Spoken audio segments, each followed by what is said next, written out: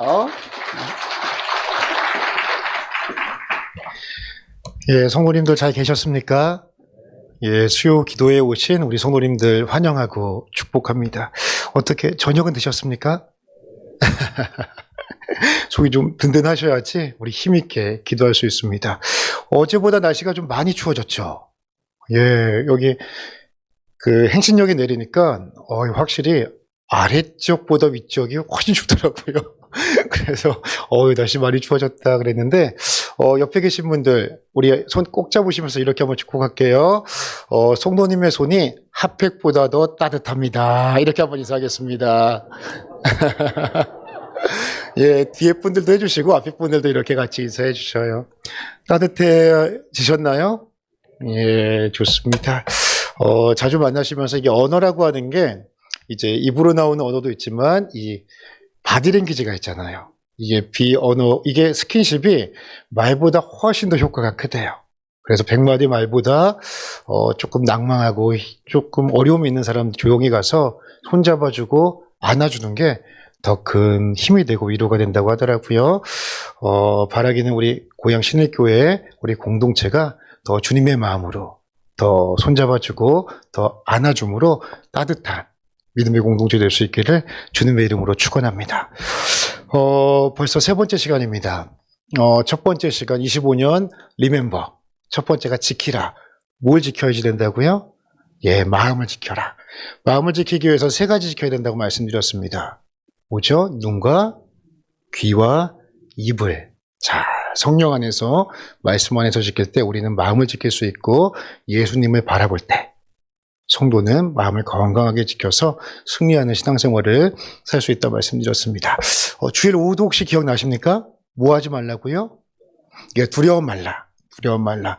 왜요? 두려운 마음은 누가 주신 마음이 아니에요? 하나님이 주신 마음이 아니다. 그렇기 때문에 두려워하지 말아야 된다. 하나님이 주신 마음은 세 가지다 말씀드렸어요. 뭐였죠? 능력, 사랑, 절제하는 마음이니 이 마음 가지고 우리가 25년 한 해 승리하며 믿음 지키며 건강한 마음으로 나아가자 말씀드렸습니다. 이제 오늘 마지막 시간입니다. 마지막은 뭐 하지 말라고요? 예, 염려하지 말라요. 염려하지 말라. 우리가 살아가면서요, 참 많은 염려를 하면서 살아가게 됩니다. 한번 생각해 보세요. 학생 때는 뭐 염려하죠? 예. 요즘엔 대학을 많이 또 이슈가 되니까, 내가 어느 대학을 가야 되나, 또 어떤 전공을 해야 되나, 이런 염려합니다. 이제 막상 대학에 들어갔습니다. 이제 대학 들어가니까 또 뭐 염려하죠? 맞아요. 야, 내가 이거 어디 취직해야 되나, 이거 염려하게 됩니다. 또 감사하게 은혜로 취직했습니다. 그러면 이제 또 뭐 염려하죠? 맞아요. 나 이거 누구랑 이제 결혼해야 되나. 참 이거 결혼 문제 염려하게 돼요. 이제 결혼도 했습니다. 이제 뭐 걱정해요? 예, 이 자녀를 어떻게 키우나. 이거 걱정하고 염려하게 되죠. 또 감사하게 주의 은혜로 자녀가 장성하에 다 출가했습니다. 이제 또 뭐 염려할까요? 예, 야, 이거 노후를 어떻게 잘 보내나. 이거 걱정하면서 우리가 살죠. 여기서 끊을까요? 아니에요. 은혜로 노후 준비도 다 끝났습니다. 이제 뭐 염려할까요? 예. 아프지 말고 건강하게 살다가 죽어야 될 텐데, 이거 염려하다가 생을 마감하게 됐죠. 이처럼 사람은요, 죽을 때까지 염려하면서 살아가게 됩니다. 마치 사람이 숨을 안 쉬면 살 수 없는 것처럼 사람은 염려하지 않고는 살 수 없는 그러한 존재이죠. 그런데 이 염려라는 게요, 가만히 두면 우리 인생을 참 불행하게 합니다. 그리고 심각하게는요, 최악의 상황에는 우리를 죽이는 그러한 강력한 파괴력도 갖고 있게 되죠. 영어로 염려를 worry라고 하는데 이 단어의 그 원어 의미를 따지면 무시무시합니다. 짐승이 목덜미를 물어 질식시키는 것, 이것이 바로 염려의 의미를 가지고 있는 것이죠. 동물의 왕국 보시면은 그 맹수가, 사자가 그 초원에 있는 초식동물 잡아먹을 때 목덜미 물고 있는 거 보셨죠? 그것처럼 서서히 질식시켜 죽이는 것이 염려라는 단어의 원이래요. 그리고 또 하나 심리학에서는요, 이 염려를 어떻게 정의하냐면 서서히 사람을 죽이는 느린 형태의 자살이다. 이렇게 표현을 하기도 한다고 합니다. 이같이 염려는요, 사람의 인생을 망가뜨릴 뿐만 아니라 이것이 심각해지면 그 사람의 인생을 죽음으로 내보는 이런 무서운 힘을 가지고 있죠. 이러한 염려에 대해서 성도들도 예외일까요? 예, 절대 그렇지 않습니다.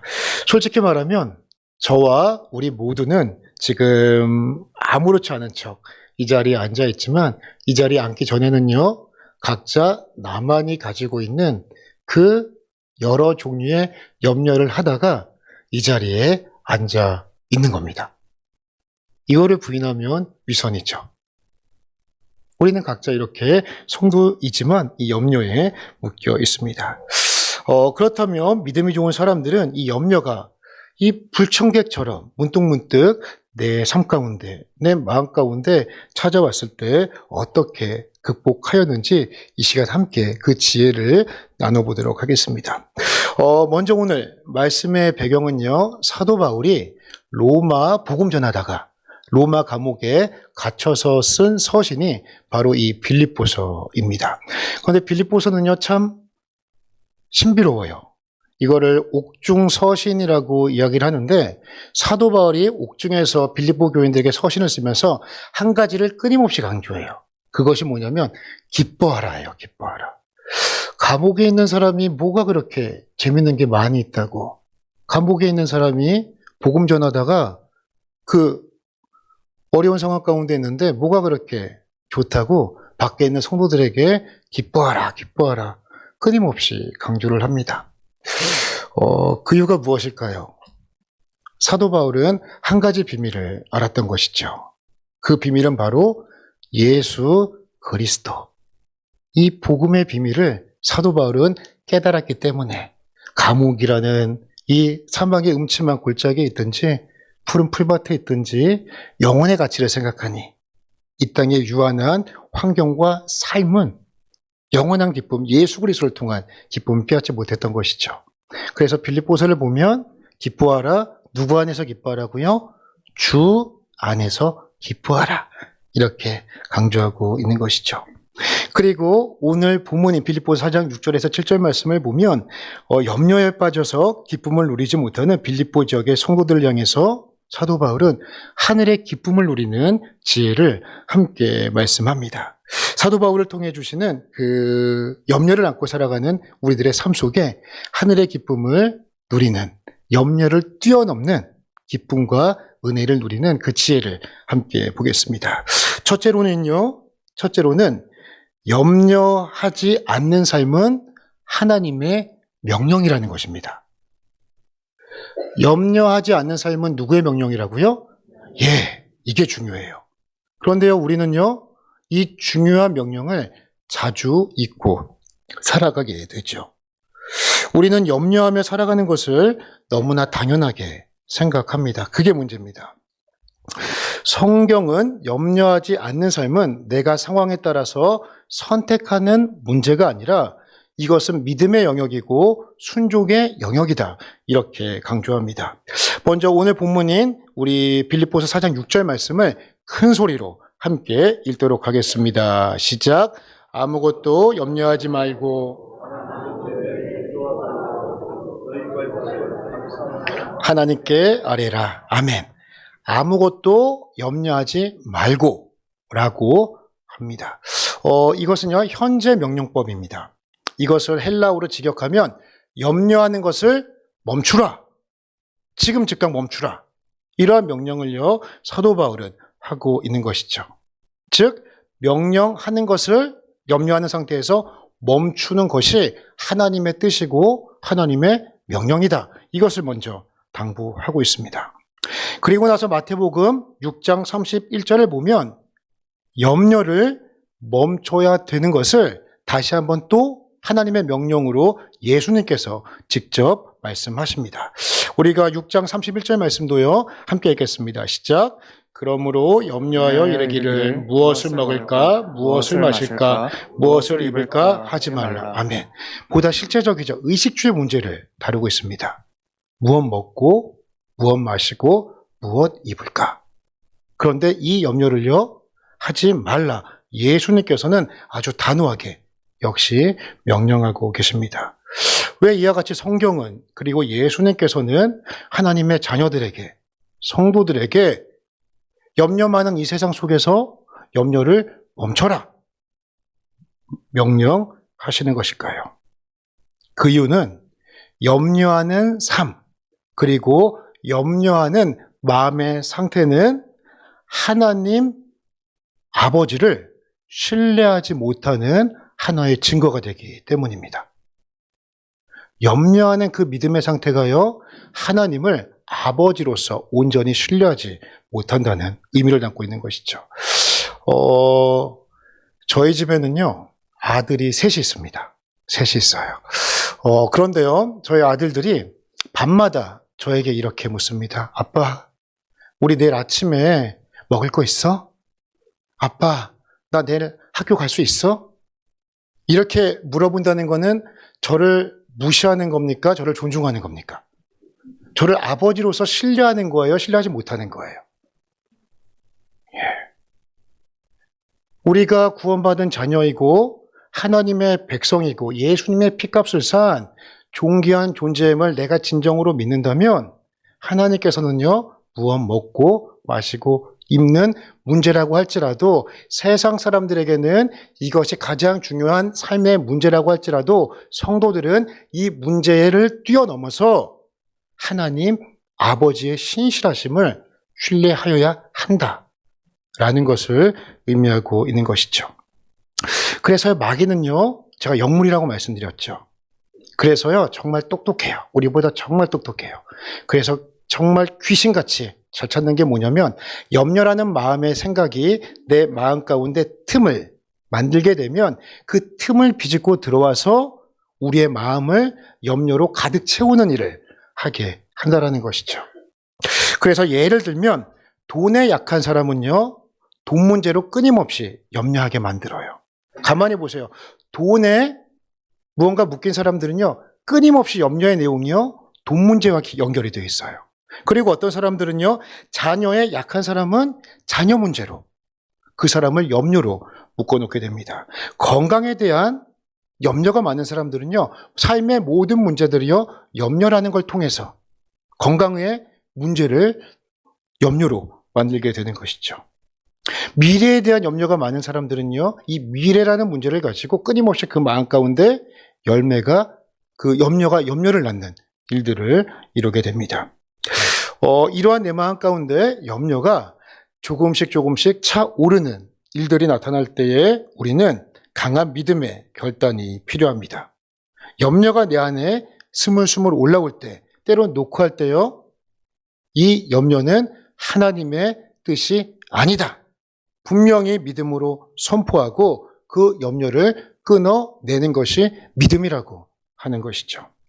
그래서 사도 베드로도요, 다음과 같이 말씀합니다. 너희 염려를 다 주께 어떡하래요? 맡기래요. 이게 영어 성경 킹제임스 버전을 보니까 영어로 캐스트라고 되어 있어요. 이게 뭐예요? 던지다라는 뜻이에요. 염려하는 게 있잖아요. 그러면 이거 염려 하나님 뜻 아니지. 이걸 먼저 영적으로 분별하고 이 염려를 어떡하래요? 하나님께 던지래요. 하나님, 저 염려 있는데요, 이거 믿음으로 하나님께 던집니다. 하나님 받으세요. 하나님 책임져 주셔요. 이런 의미예요. 그 다음 보십시오. 너희 염려를 다 주께 맡기라. 이는 그가 너희를 어떡한대요? 돌보심이라. 참새 한 마리도 하나님의 뜻이 아니고선 떨어지지 않는데 백합화보다도 귀한 하나님의 자녀들을 어찌 하늘아버지께서 돌보시지 않겠느냐. 믿음의 사람들은 내 마음에 염려가 찾아왔을 때 하나님은 내 좋은 하늘 아버지이심을 그들은 알고 염려를 멈추는 믿음의 모습이 있었습니다. 이 시간 어떠한 염려를 크고 작건 지금 매달고 마음에 큰 짐을 지고 오셨습니까? 이 시간 그 짐을 말씀 그대로 하나님께 던지심으로 말미암아 하나님이 주시는 온전한 자유함을 누리시는 우리 모두 되기를 주의 이름으로 축원합니다. 둘째로 내 마음의 염려가 찾아왔을 때 믿음의 사람들은요, 기도를 통해 염려를 하나님께 묻습니다. 이건 이렇게 제가 비로 말씀을 드릴게요. 우리가 염려한다라는 것은 그 염려에 내 마음이 묶여있는 상태를 의미합니다. 그런데요, 믿음의 사람들은 그 염려를 기도로 끊어내고 그 묶여있는 그 염려의 줄을 기도로 끊어내고 그 염려를 하나님께 던집니다. 그리고 나서 무엇을 하느냐? 기도로 내 마음을 하나님께 묶는 믿음의 모습. 이것이 믿음의 사람들이 가지고 있고 사도 바울이 우리 성도들에게 전하는 메시지라고 하는 것이죠.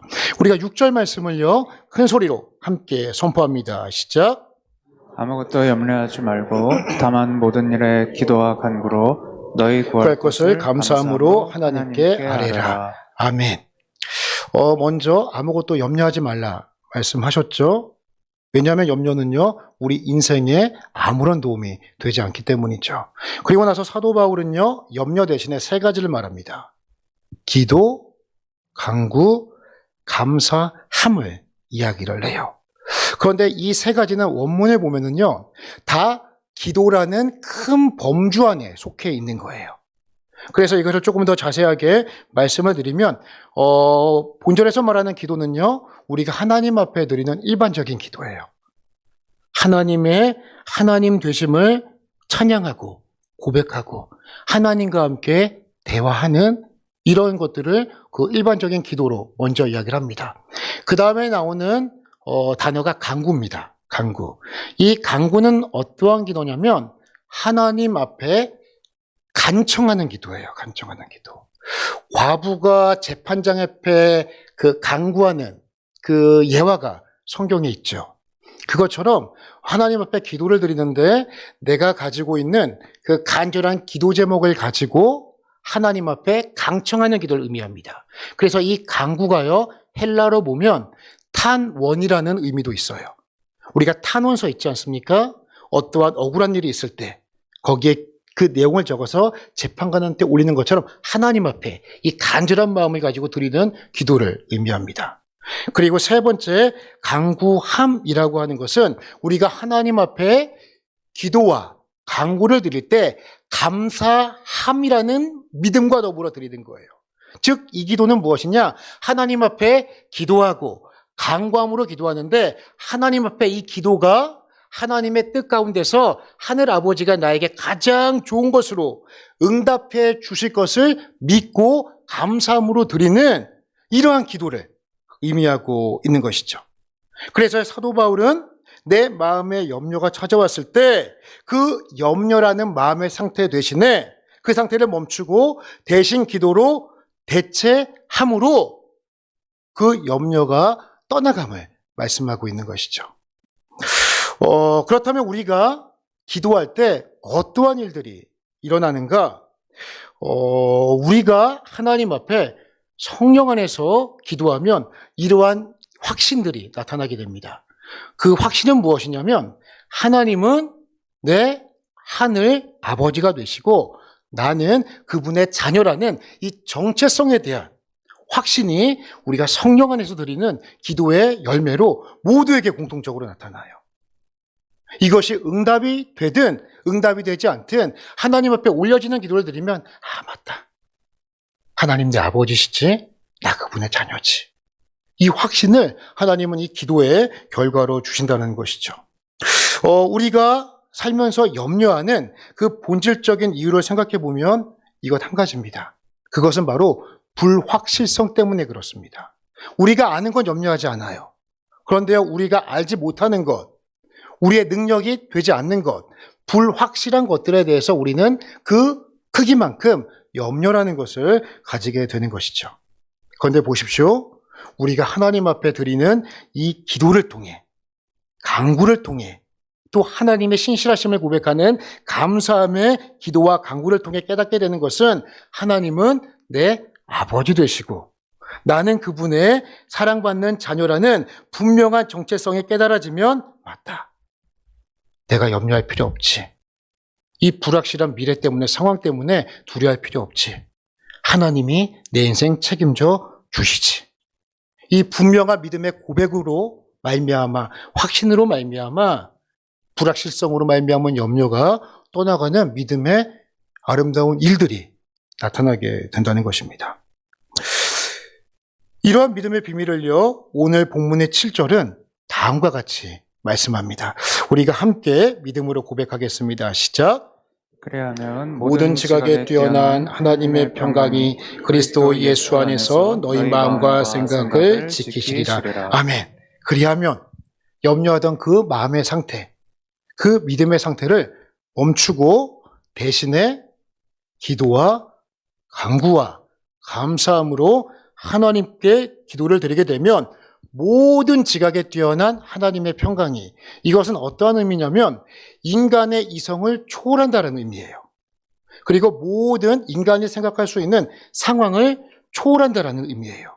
그런데 그 하나님이 무엇을 주시냐면 바로 평강이라는 선물을 주신다는 것이죠.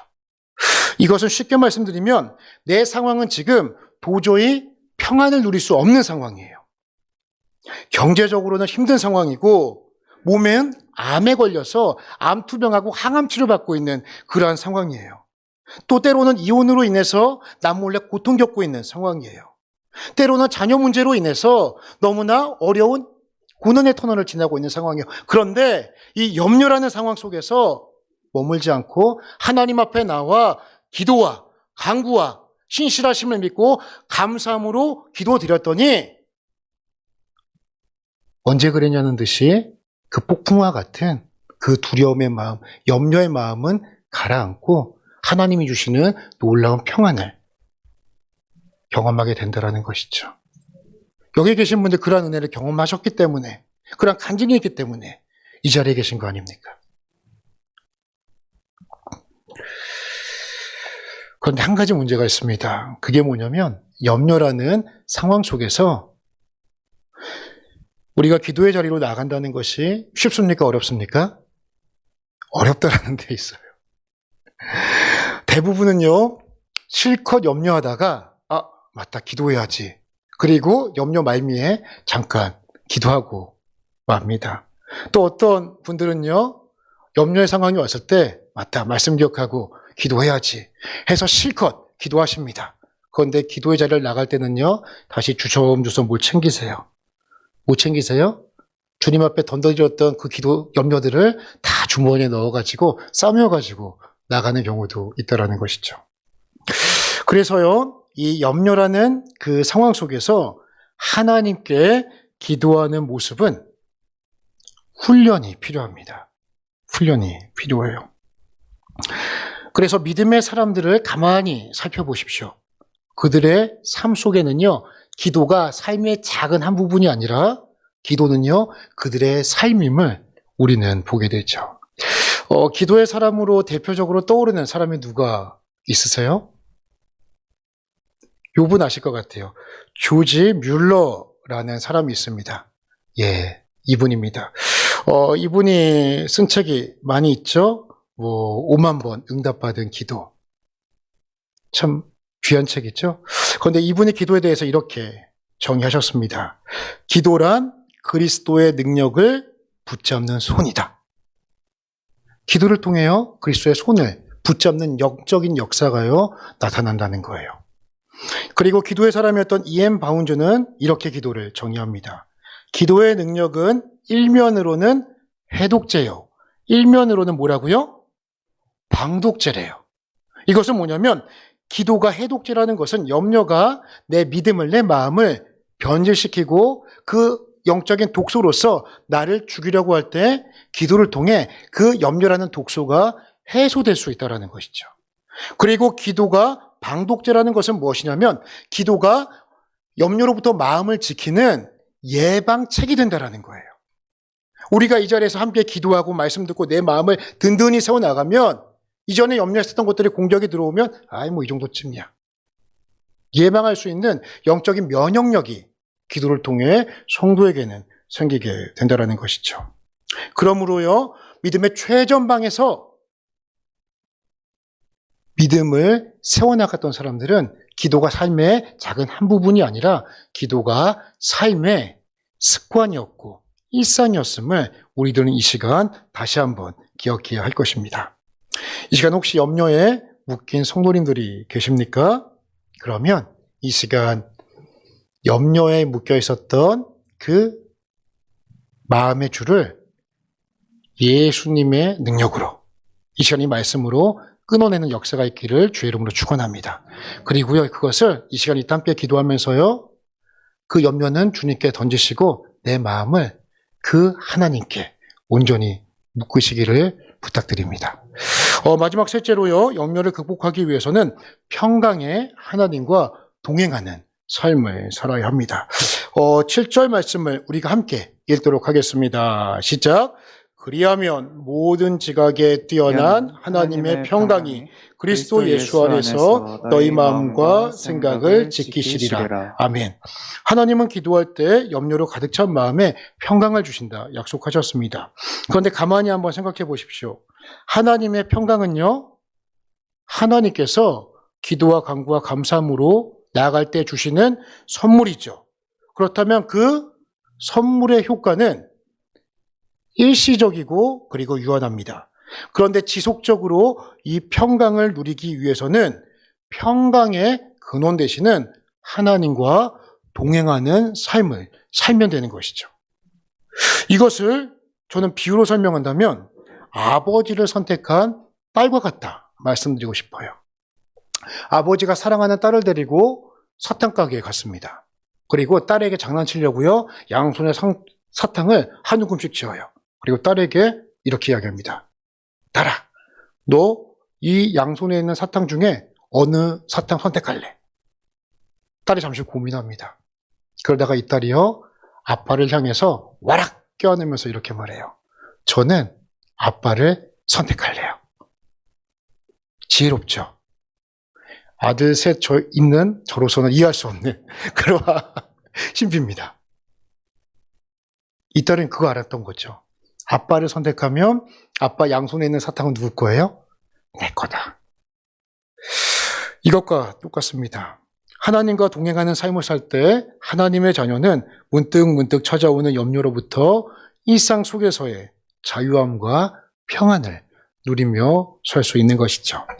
시편 3편 5절에서 6절 말씀을 보면 다윗이 정말 이러한 믿음의 고백을 합니다.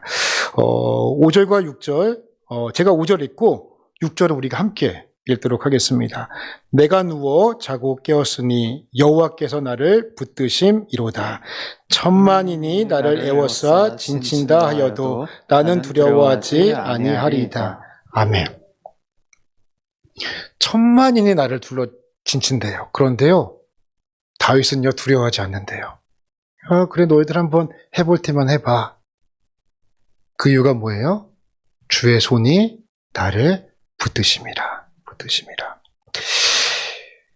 이제 말씀을 맺으면요, 고민치료 심리학자 가운데 데이빗 카보넬이 쓴 책 가운데 나는 왜 걱정이 많을까라는 책이 있습니다.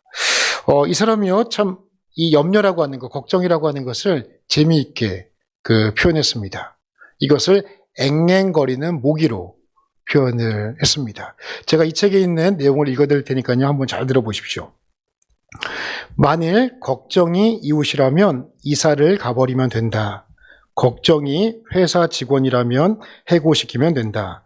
걱정이 라디오 방송사라면 채널을 돌려버리거나 라디오를 꺼버리면 된다.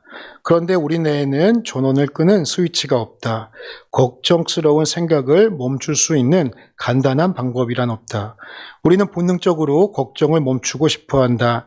앵앵거리는 모기를 손바닥으로 탁 쳐서 때려잡듯이 걱정을 깨끗하게 처리할 수 있는 간단한 방법은 없다.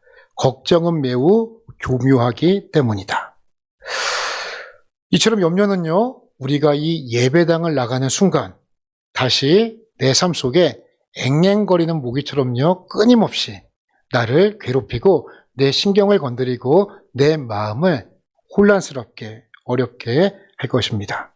이때 우리는요, 구원받은 하나님의 자녀로서 이 하나님의 말씀을, 이 명령을 다시 한번 마음에 새기며 그 앵앵거리는 모기를 쫓아내거나 잡아야 할 것입니다. 어떻게 해요? 첫째, 염려하지 않는 삶에 순종할 것을 이 시간 결단하십시오.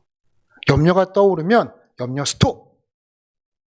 선포하셔요. 그리고 둘째, 염려에 내 마음이 나도 모르게 묶여 있으면 그때 염려 스톱하시고 끊어내시고 그 염려 누구에게 던지라고요?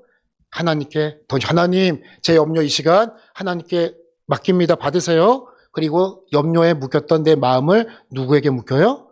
하나님께 기도로 묶는 기도의 습관을 2025년도 이 기도의 자리를 지키시면서 삶 속에서 체화하시고 기도의 일상화를 만들어 가십시오. 그리고 마지막 세 번째로 평강의 하나님과 동행하는 삶.